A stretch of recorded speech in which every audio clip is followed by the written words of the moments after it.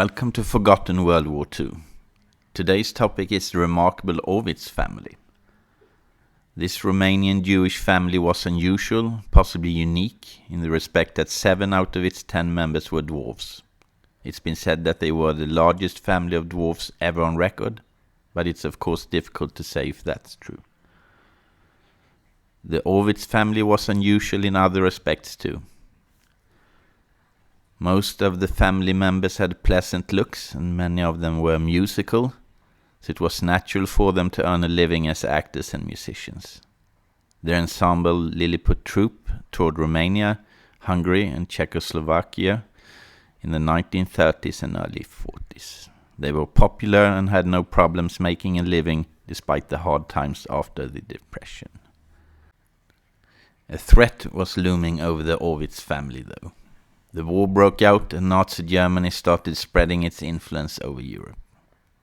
Being both dwarves and Jews, the Ovitz family were obvious targets for the Nazis. The situation became outright dangerous when Romania, Hungary, Bulgaria and the rump state Slovakia became Nazi Germany's allies in 1940 and 1941. However, they were initially not inclined to adopt German laws, and the Ovitz family managed to obtain papers which left out that they were Jews and could thus continue to tour Eastern Europe. This was not to last, though. At Easter 1944, the Ovitz family ran out of luck.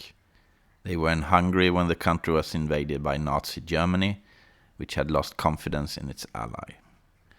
They were apprehended and sent to the annihilation camp Auschwitz-Birkenau. When they arrived, they were selected for the gas chambers, but were literally saved at the last moment. Their savior was an angel of death, though.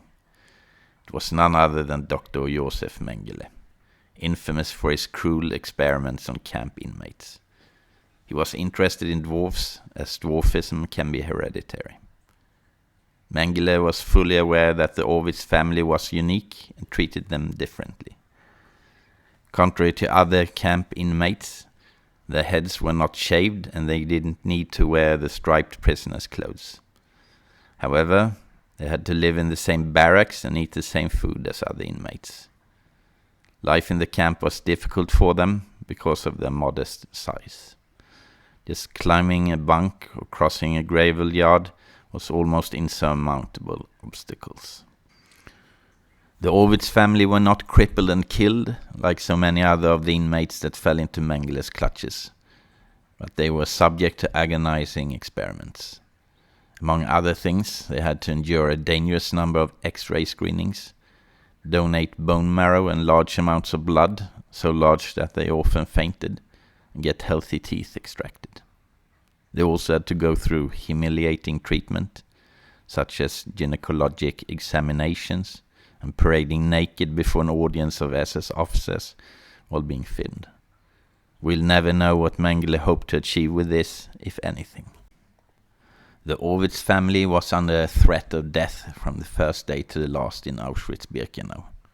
They witnessed how other dwarves were murdered, and in one case how the bodies were boiled and lowered into acid so that the skeletons could be used in a planned exhibition in Berlin.